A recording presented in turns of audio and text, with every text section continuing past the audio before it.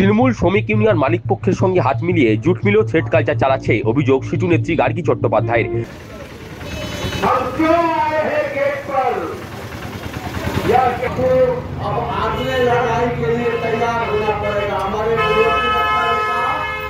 রাজ্য সরকারের মধ্যস্থতায় ত্রিপাক্ষিক চুক্তি হয়েছিল।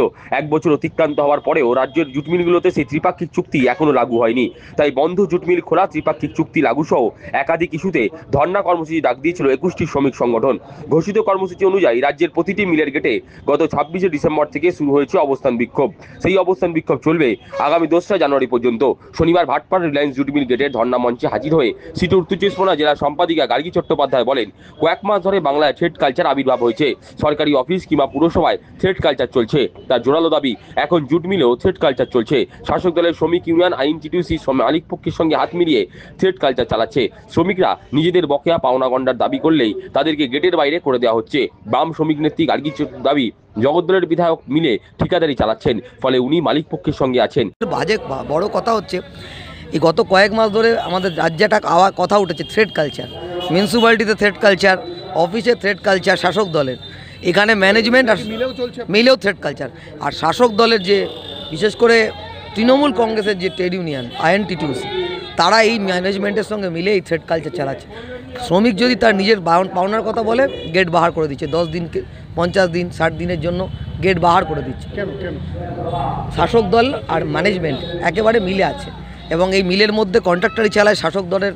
আমি তো নামও বলতে পারি, আমাদের জগদ্দল ভাটপাড়ায় শাসক দলের যে এমএলএ আছে, আমাদের তৃণমূল কংগ্রেসের জগদ্দলের যে এমএলএ, সে তো মিলের মধ্যে কন্ট্রাক্ট চালায়। ফলে মিলের ম্যানেজমেন্টের সঙ্গে মিলে আছে, ফলে মিলের ম্যানেজমেন্টের সঙ্গে মিলে হচ্ছে সে থ্রেড কালচার চালাচ্ছে। যখন ওই চুক্তিটা করা হয়, উনিও নাকি একটা ট্রেড ইউনিয়ন নেতা, উনি খুব প্রেশার করেছিলেন চুক্তিটা করার জন্য। আমরা জানি চুক্তিতে সব কিছু পাওয়া যায়নি, কিন্তু তারপরেও আমরা মনে করেছিলাম যে শ্রমিক যদি কিছু পায়, সব ইউনিয়ন মিলে আমরা ঠিক আছে। আজকে সেই চুক্তি লাগু করার জন্য ওই এমএলএকে আপনি খুঁজে পাবেন না।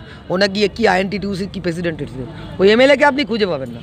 প্রধান দাবি দেওয়া নিয়ে সিটু নেত্রী গার্গী চট্টোপাধ্যায় বলেন, বন্ধ চটকল খুলতে হবে, অবিলম্বে ত্রিপাক্ষিক চুক্তি লাগু করতে হবে, শ্রমিকদের স্থায়ীকরণ করতে হবে, শ্রমিকদের বেতন বাড়াতে হবে, শ্রমিকদের কাজে নিরাপত্তা দিতে হবে। দাবি হচ্ছে বন্ধ চটকল খুলতে হবে, ত্রিপাক্ষিক চুক্তি লাগু করতে হবে, ম্যান মেশিন রেশিও ঠিক করতে হবে, স্থায়ীকরণ করতে হবে, এক্সপোর্ট লুমে 50 বছরের লোককে কাজ করানো চলবে না, বাজারের যা বাড়াতে সেইভাবে বেতন বাড়াতে হবে।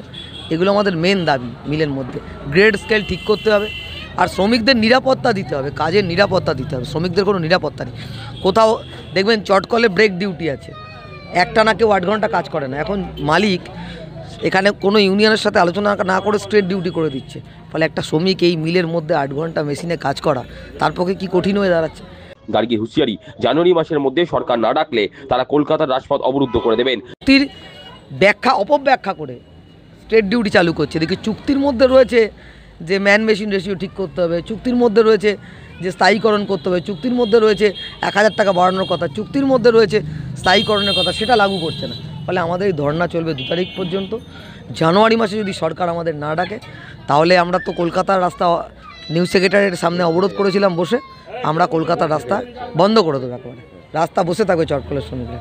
ধর্না মঞ্চে এদিন হাজির ছিলেন সিটু নেতা অভিকর, সারাফাত হোসেন, ইন্দ্রজিৎ সাহু সহ অন্যান্য নেতৃবৃন্দ।